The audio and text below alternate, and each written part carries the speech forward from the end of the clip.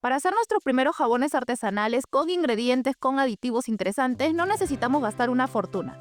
Hola jaboneros, hoy les voy a contar de algunos aditivos que son económicos y son básicos para elaborar nuestros primeros jabones artesanales. Además, les voy a dejar algunos tips para que no terminemos desperdiciándolos. Eso sí, una advertencia, este video va a ser sumamente informativo, así que prepárense para recibir mucha información y tomar nota. Ahora sí, empecemos. El café molido es el exfoliante por excelencia en nuestros jabones artesanales, y hay varias formas de utilizar el café en un jabón artesanal. Una de ellas es infusionar el café dentro del agua destilada que vamos a usar para nuestro jabón y utilizar el agua infusionada en café en reemplazo del agua que nos está pidiendo la fórmula. Y la forma más común que vamos a encontrar de utilizar el café es agregarlo a nuestra taza. Otra forma es utilizar el café que queda en nuestra cafetera luego que nos servimos el cafecito de la mañana. Muchos creen que este café, al haber estado en contacto con agua común, le vamos a llamar, y no agua destilada, pues puede malograr, puede generar bacterias en nuestro jabón, pero esto es un mito. En primer lugar, porque el jabón tiene un ambiente muy alcalino. Entonces, inhibe el crecimiento de bacterias y todo lo demás. Es por esa misma razón que hacemos jabón con alimentos, con frutas, con verduras, incluso con leche. Y no pasa nada, no hay ningún problema. Y segundo es que no estamos agregando agua del grifo o el agua común dentro de nuestro jabón. El café que estamos utilizando o está seco o está semiseco, hay muy poca cantidad de agua. He hecho muchas veces mi jabón de café de esa forma y nunca he tenido problemas. Si no tenemos café como para pasar por la cafetera, algo que muchos hacen es acercarse a su cafetería favorita y pedirles que les regalen o les vendan el café que queda en las cafeteras. Es una forma de reutilizar también ese café que de otra forma se iba a botar, se iba a desechar. Sea cual sea la forma que elijamos, lo más importante es que verifiquemos el grosor del café molido. Hay algunos cafés en el mercado que tienen un molido medio y esto puede hacer que se sienta mucho en la piel, que nos pueda raspar demasiado la piel, especialmente si tenemos piel sensible o piel delicada. Otro mito del café en los jabones es que eliminan la celulitis. Aunque ciertos ingredientes como la cafeína pueden tener propiedades beneficiosas para la piel, su efectividad depende en gran medida de la fórmula, del producto en sí que se esté elaborando con cafeína, del tiempo que ha estado en exposición con la piel, entre otros factores. La cafeína es un ingrediente popular hoy en día en muchas cremas, en muchos geles que vamos a encontrar en el mercado con propiedades anticelulíticas supuestamente. Y hay varios estudios al respecto. Este estudio, que se realizó en ratas, respaldaría la idea de que la cafeína tiene propiedades beneficiosas para combatir la celulitis cuando se aplica en formulaciones tópicas avanzadas. Los resultados mostraron que esta formulación optimizada mejoró significativamente la retención de cafeína en la piel y la actividad anticelulítica en comparación con un gel de cafeína común. Igual hay que hacerse más estudios para verificar su eficacia. En este otro estudio, se resalta el uso creciente de la cafeína en cosméticos debido a su capacidad para penetrar la piel y su actividad biológica. En el caso de los jabones no pasa eso, ya que tenemos muy poca exposición, muy poco tiempo de exposición. Y en los jabones el café tiene dos usos principalmente o dos funciones. Uno, la exfoliación. Los granos de café molido sí actúan como un exfoliante, eliminando las células muertas de la piel y dejándola más suave. Y la segunda función es el color natural. El café nos va a dar un color café, un color marrón de forma natural. Masajear la piel sí podría ayudar, pero esto se puede hacer sin la necesidad de usar un jabón. Y los efectos positivos de la cafeína sobre la piel, hasta donde he podido investigar, requieren formulaciones específicas, formulaciones cosméticas, como cremas o geles que pueden ser absorbidos por la piel. Y además lo que recomiendan los especialistas es que se tienen que combinar sí o sí con masajes regulares, con ejercicio y con una buena alimentación. Hay diferentes tipos de sal que podemos usar en jabonería. La sal común, la sal de maras, la famosa sal del Himalaya, etc. Cada uno tiene lo suyo y también cada uno tiene su propio origen. La sal marina se obtiene evaporando el agua del océano y es rica en minerales. Es la sal más económica y también la que más fácilmente vamos a conseguir en cualquier supermercado. La sal de maras, que es una de mis favoritas, es una sal que se obtiene del majestuoso Valle de los Incas en Cusco, en Perú. Si algún día tienen la oportunidad de vivir esta experiencia e ir a visitar las salineras de maras, háganlo, es una experiencia increíble y el lugar es mágico.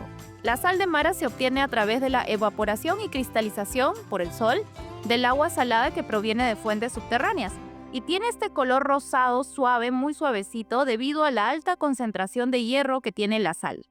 La sal del Himalaya es una de las sales más populares, más conocidas hoy en día. Es conocida por ese color característico de rosadito fuerte que tiene y proviene de las minas de sal que encontramos en las montañas de Pakistán.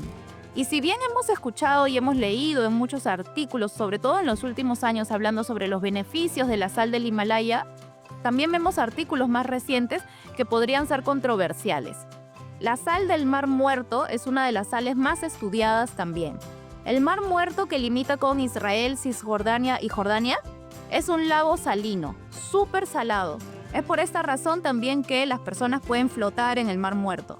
La sal del Mar Muerto es muy rica en minerales, ha sido una de las más estudiadas, como ya decía, y se considera muy beneficiosa para la salud, pero también para la piel. Incluso se dice que Cleopatra utilizaba la sal del Mar Muerto para sus tratamientos de belleza. Entonces, ¿para qué utilizamos nosotros la sal en jabonería? La sal ayuda a endurecer físicamente nuestro jabón, le da dureza física. En este video les enseñé cómo hacía mis propios jabones de sal y vean la dureza luego de desmoldar. Esto no significa que el jabón no se pueda gastar fácilmente en la ducha. Una cosa es la dureza física y otra cosa es la longevidad y solubilidad. Para aprender más de esto, no olviden que tienen mi curso online en donde les enseño todo esto, les enseño sobre los ácidos grasos y cómo formular correctamente nuestro jabón para que tenga todas las características que queremos, entre ellos que nos dure más en la ducha. Pero sigamos. Entonces, la sal sí nos da dureza física. Pero si usamos demasiada sal o mucha sal, un problema que podríamos tener es que el jabón empieza a sudar, especialmente para los que vivimos en climas muy húmedos. Ahora, también hay que tener en cuenta que mientras más sal utilicemos, menos burbujas vamos a tener. La sal mata las burbujas. Es por esa razón que en el video que les mostré, en ese jabón de sal, se utilizó tanto aceite de coco. El aceite de coco tiene ácido láurico y ese es el que nos va a dar más burbujas. ¿Y cómo lo podemos utilizar? Podríamos agregar la sal directamente en el agua antes de agregar la lejía, podríamos utilizarlo en la lejía ya que está tibia, lo podemos mover allí con la sal. Y algunos también utilizan la sal al final, lo agregan en su jabón final cuando ya llegaron a la traza para que se sienta ligeramente como una especie de exfoliación muy suavecito. Va a depender también del grosor de la sal. Muchos hablan también de que la sal o los jabones con sal podrían ayudar a las pieles o a los problemas cutáneos que podríamos tener. Sin embargo, para temas cosméticos, la sal más estudiada ha sido la sal del Mar Muerto, hasta donde he podido investigar. Y hay varios estudios, algunos contradictorios. Un estudio, los voy a dejar en pantalla. En este estudio se analizó cuál fue el resultado, si hubo o no mejoras en cuanto a el uso de sales del Mar Muerto contra el agua de grifo común y si se llegó a la conclusión de que hubieron mejoras significativas.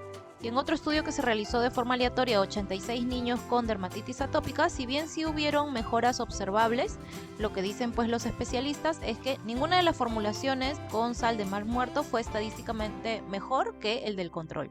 Eso sí, algo interesante que encontré durante mi investigación es que la misma Asociación Nacional del Eczema en Estados Unidos recomienda bañarse con sal, hacerse baños con sal para aliviar los síntomas del eczema. La miel es otro aditivo que seguramente ya tenemos en casa, que agregamos en nuestro té con limón, por ejemplo, y es delicioso, pero también lo podemos utilizar en nuestro jabón artesanal. Pero antes de contarles cómo lo podemos utilizar en nuestro jabón, aquí hay que hacer una advertencia y una aclaración. No todas las mieles son iguales y en el mercado, lamentablemente, hay muchas mieles adulteradas. Es decir, no es miel pura y le están agregando aditivos que no nos sirven para nada. Entonces, ¿cómo podemos saber si la miel que estamos comprando es realmente buena, es realmente pura o nos están engañando, nos están vendiendo gato por liebre? Pues hay diferentes grupos de apicultores en el mundo que nos dan estas recomendaciones para comprobar si nuestra miel es verdadera o nos engañaron. Háganle captura de pantalla o pausen el video si desean para leerlo con detenimiento. Si están en el celular, pongan el video en pantalla completa, les voy a mostrar cómo hacerlo por aquí y hagan zoom con los dedos si es necesario para que lo puedan leer correctamente. Es importante también promover el uso y el consumo de la miel de abeja y cualquier derivado de las abejitas, porque recordemos que sin las abejitas no tendríamos vida. Así que compren miel a sus apicultores locales, apoyemos a estas asociaciones que contribuyen a la conservación de las abejas y a la promoción también de prácticas agrícolas que favorezcan la polinización natural. Ahora sí, ¿para qué utilizamos miel en un jabón? No solo porque desde el punto de vista del marketing es atractivo, debido justamente a todos los beneficios a la piel que se le atribuyen o se le han atribuido en los últimos años, desde propiedades antimicrobianas hasta su acción como humectante y emoliente. Pero en los jabones saponificados específicamente hay una razón particular, y es que la miel tiene azúcar de forma natural. Y esto ayuda a que tengamos un jabón con más burbujas, algo que la gran mayoría de consumidores va a querer. Pero al utilizar miel también en un jabón saponificado hay que tener en cuenta otros factores, como por ejemplo la temperatura. Ya que si el jabón se calienta y con la miel esto va a ser mucho más fuerte, si se calienta demasiado podría provocarnos un volcán. Esta reacción, que ya varias veces hemos hablado de eso en el canal, en el que todo se calienta muchísimo y empieza a salir. La cúrcuma proviene de una planta, la cúrcuma longa.